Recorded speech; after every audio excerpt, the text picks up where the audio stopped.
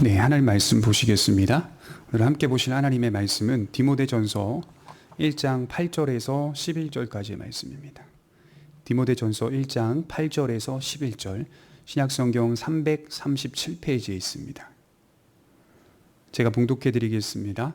그러나 율법은 사람이 그것을 적법하게만 쓰면 선한 것임을 우리는 아노라. 알 것은 이것이니 율법은 옳은 사람을 위하여 세운 것이 아니요 오직 불법한 자와 복종하지 아니하는 자와 경건하지 아니한 자와 죄인과 거룩하지 아니한 자와 망령된 자와 아버지를 죽이는 자와 어머니를 죽이는 자와 살인하는 자며 음행하는 자와 남색하는 자와 인신매매를 하는 자와 거짓말하는 자와 거짓 맹세하는 자와 기타 바른 교훈을 거스르는 자를 위함이니 이 교훈은 내게 맡기신 바 복되신 하나님의 영광의 복음을 따름이니라. 아멘. 네 번째 시간입니다. 영지주의적 색채를 띤 유대주의가 디모데가 몸담고 있는 에베소 교회를 혼란하게 만들고 있습니다. 특별히 그들이 강조한 내용은 바로 율법이었습니다. 그들은 온갖 세칙들을 만들어서 신앙생활에 적용해야 한다라고 강조합니다. 그것만이 구원에 이를 수 있는 또는 구원에 이르는 지식을 확보할 수 있는 비결이라고 했던 것이죠. 칼빈은 이에 대해 이렇게 말하고 있습니다. 사람이 만든 많은 번세한 세칙들이 사람들의 주의를 끌 수는 있지만 그것들이 진리의 덕을 세우지 못하는 것이니만큼 헛된 것이다. 그러니까 사람들은 율법주의적인 요소들의 매력을 느낀다는 겁니다. 여러분, 의외로요, 사람을 올가매는 여러 규칙들과 세칙들을 만드는 것을 싫어하는 것 같으나 많은 사람들은 바로 그 부분에 큰 매력을 느낀다는 것입니다. 여러 세칙들을 지켜나가는 것, 여러 조문들을 많이 만드는 것을 좋아한다는 겁니다. 특히 이들이 만들어내는 세칙들은 하나님께서 주신 율법과도 거리가 먼 것입니다. 구약 성경에 말씀해 주신 그 말씀에 근거하여 여러 세칙들을 만들어내는 것도 아니었으며 그들 나름대로의 새로운 세칙들을 만들어서 이것이 하나님이 주신 율법이라고 했던 것입니다. 그러니 이 악한 자들은 하나님의 율법을 근거하지 않았고 그 말씀을 오용하기까지 한 겁니다.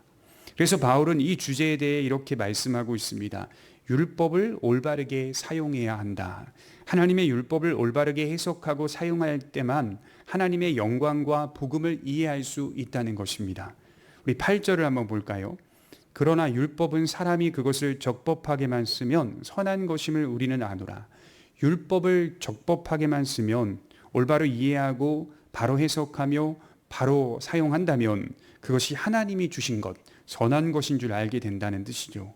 그러나 그 율법을 올바르게 이해하지 못하고 올바르게 사용하지 못하면 하나님의 율법이 가리키는 목적과 본질에서 어긋나게 된다는 것입니다.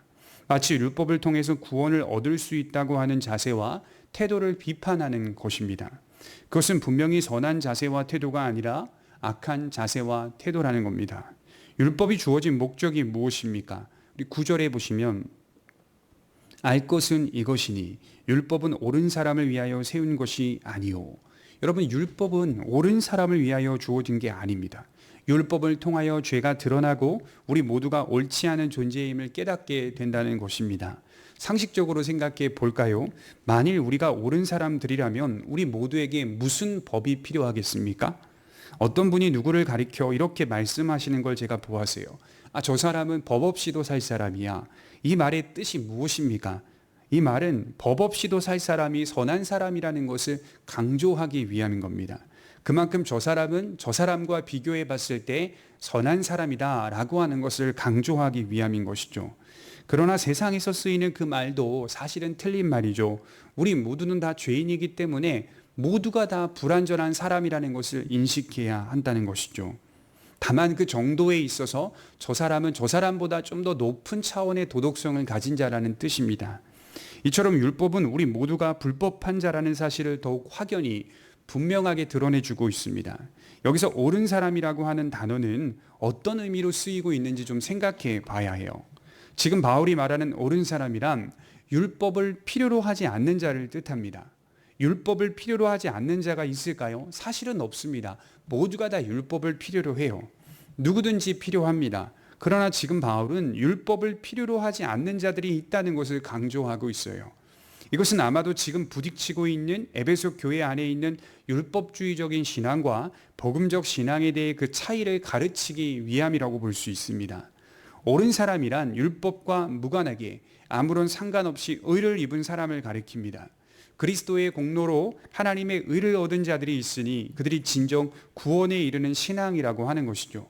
믿음으로 의를 얻는 것과 율법적 신앙으로 의를 얻는 것을 비교하고 있다는 말입니다. 저와 여러분들이 구원을 받는 것, 하나님의 의를 입는 것은 율법과는 아무 상관이 없다는 말씀입니다. 근본적인 이해를 가지셔야 합니다. 우리의 구원이나 우리의 믿음이나 우리의 의로움은 우리가 무엇을 지켜서 조금이라도 협력했던 것이 아니라 그것과 전혀 상관없이 무관하게 오직 그리스도를 믿음으로 의를 얻은 겁니다. 이 방면에 대해서는 타협할 여지가 없어요. 그래서 바울은 11절에 이 교훈은 내게 맡기신 바 복되신 하나님의 영광의 복음을 따름이니라. 자, 이 교훈만이, 내가 지금 너희들에게 가르치고 강조하고 있는 내용은 이 교훈 때문이다. 이 교훈은 하나님의 영광의 복음이다. 나에게 맡겨진 복음이고 하나님의 영광의 복음을 따르는 것이다. 그러니까 바울이 강조하는 것을 너희도 따르라라고 한 것이겠죠. 다른 교훈들은 복음과는 무관하다는 말이 되고 결국 지금 강조하는 율법주의적 신앙은 그리스도인들의 신앙이 아니라는 말입니다. 그럼에도 불구하고 우리는 그리스도의 의를 힘입어 율법을 지켜나가는 삶을 삽니다. 율법과는 무관하게 구원을 얻었고 율법과는 무관하게 의를 얻었음에도 불구하고 끝이 아니라 율법을 지켜가고 있더라는 겁니다. 이것은 의를 얻는 문제가 아니라 그 의로움 안에서 살아가는 변화의 문제라는 것이죠. 의를 얻기 위해 율법을 얻는 문제가 아니라 그 의로움 안에서 살아가는 성화와 변화의 문제라는 겁니다. 우리가 죄의 무서움을 보았다면, 죄로 인한 사망을 영혼으로 경험한 자들이라면 그것을 해결받고 다시는 죄의 종이 되지 않기 위한 순종의 삶을 살아간다는 뜻입니다. 누군가 나를 위해 희생했다면 그 희생의 중요성을 깨닫고 함부로 살지는 못할 것입니다. 오히려 그 고귀한 희생과 사랑을 되뇌이고 운명이 바뀐 자신의 처지에 대해 감사하며 그와 동행한다는 뜻이겠죠. 그래서 율법은 성화를 위하여 계속적으로 필요하다는 사실을 말하는 것이죠. 율법은 성화를 위하여 계속적으로 필요한 법이라는 것이죠. 야고보서 1장 22절을 보시면 이렇게 기록되어 있어요. 야고보서 1장 22절에 너희는 말씀을 행하는 자가 되고 듣기만 하여 자신을 속이는 자가 되지 말라. 누구든지 말씀을 듣고 행하지 아니하면 그는 거울로 자기의 생긴 얼굴을 보는 사람과 같아서 제 자신을 보고 가서 그 모습이 어떠했는지를 곧 잊어버리거니와 자유롭게 하는 온전한 율법을 들여다보고 있는 자는 듣고 잊어버리는 자가 아니요 실천하는 자니 이 사람은 그 행하는 일에 복을 받으리라. 자신을 속이는 자가 되지 말라라고 합니다. 자신을 속이는 자의 특징은 자유라고 외치면서 말씀에 순종하는 삶을 외면한다는 것이죠. 자유라고 외치면서 다니지만 그 자유로움이 진정으로 무엇을 가리키는지를 잘 모릅니다. 온전한 율법이 무엇인지를 모른다는 뜻입니다. 진정 자유로운 자는 하나님의 말씀을 실천하는 자고 그 말씀 안에서 참 자유를 얻는 자라고 말하는 것이죠. 이러한 복음적인 율법관 속에서 부패한 인간의 모습을 지금 나열하고 있어요. 특히 오늘 열거된 죄악들은 십계명의 순서대로 범법자들의 죄를 지적하고 있습니다. 특히 기록된 범죄들은 성경에서 가장 악랄해 보이는 죄이기도 합니다. 악랄한 죄악들을 열거하면서 죄가 악한 것임을 드러내기 위한 논법이라고 할 수 있겠죠. 여러분, 박윤선 박사님은 주석에서 이에 대하여 이렇게 정의했어요. 죄를 나쁜 줄로 느끼게 되는 것은 같은 종류의 죄악들 중에도 가장 악랄한 것을 봄으로 되어진다. 극단적인 죄악들을 보면서 죄가 얼마나 무시무시한 것인지를 알게 된다는 뜻입니다. 로마서 7장 13절에 보시면 그런즉 선한 것이 내게 사망이 되었느냐? 그럴 수 없느니라. 오직 죄가 죄로 드러나기 위하여 선한 그것으로 말미암아 나를 죽게 만들었으니 이는 계명으로 말미암아 죄로 심히 죄되게 하려 함이라. 율법이 있으므로 죄가 심히 죄인 줄을 알게 된다는 뜻입니다. 하나님의 말씀이 있으니 우리는 그 말씀 앞에서 우리의 불법한 모습들을 깨달아갑니다. 우리의 마음까지 들여다보게 됩니다. 그래서 우리를 날마다 그리스도께로 인도해 줍니다. 그러나 오늘 기록된 범법자들은 그리스도를 믿지 않는 자들을 뜻합니다. 우리 구절을 다시 한번 보실까요?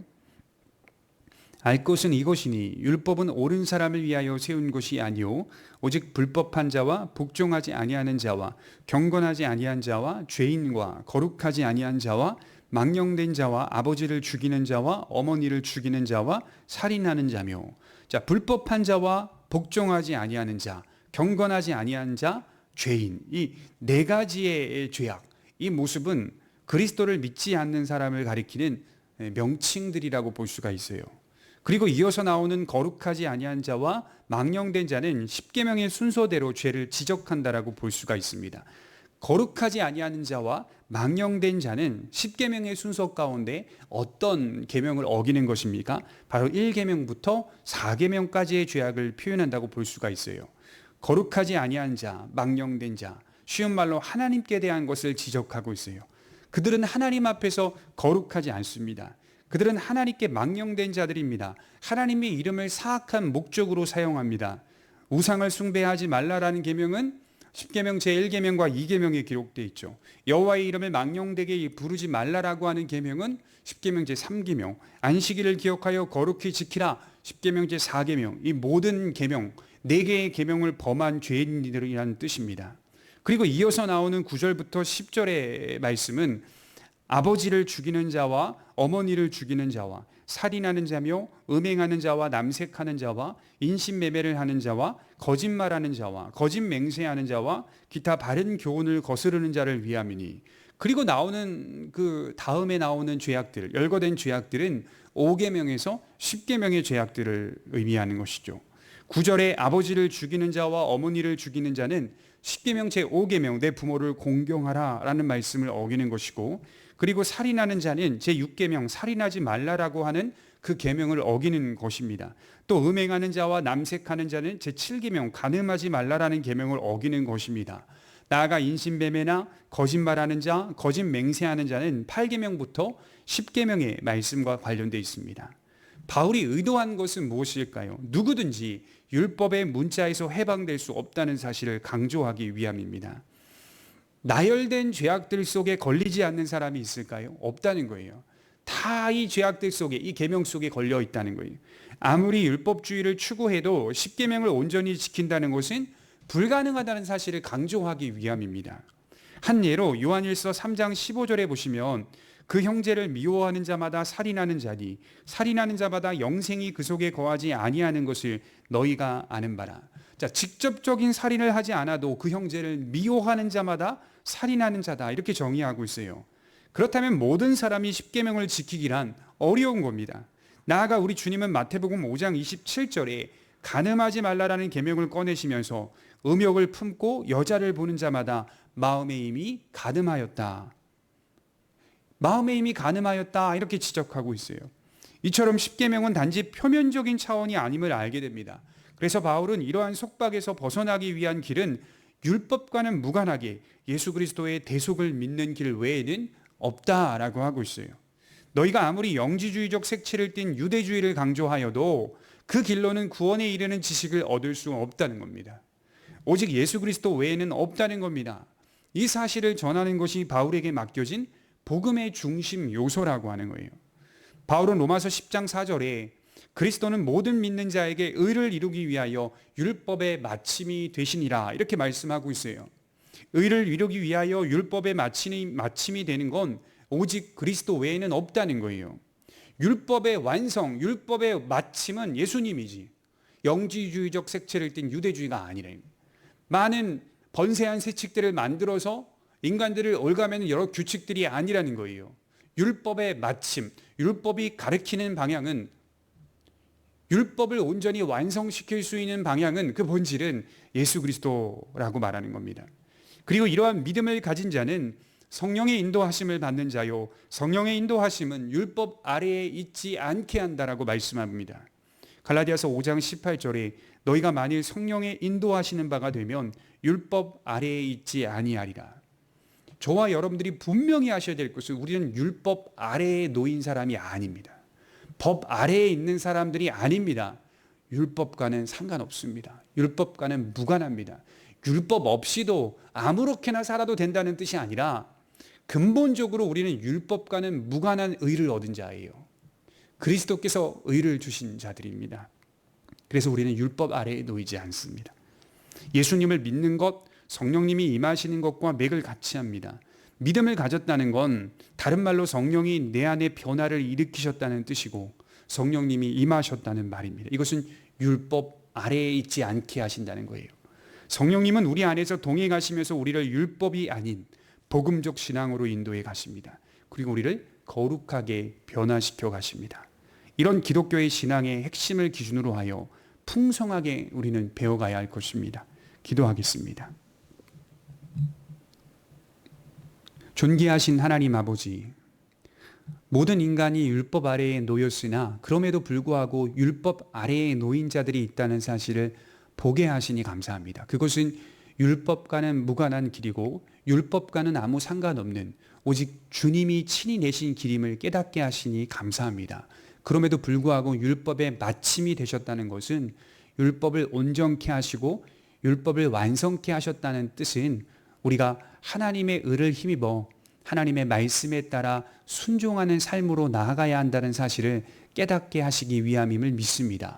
수많은 여러 세칙들을 만들어 인간을 올가매는 율법주의적인 신앙으로 잠식되지 않게 하여 주시고 우리의 믿음이 오직 복음적 신앙 안에서 자유를 누리고 주의 말씀에 순종하며 살아가는 복된 성도들 되게 하여 주옵소서. 감사드리며 살아계신 예수님의 이름으로 기도하옵나이다. 아멘.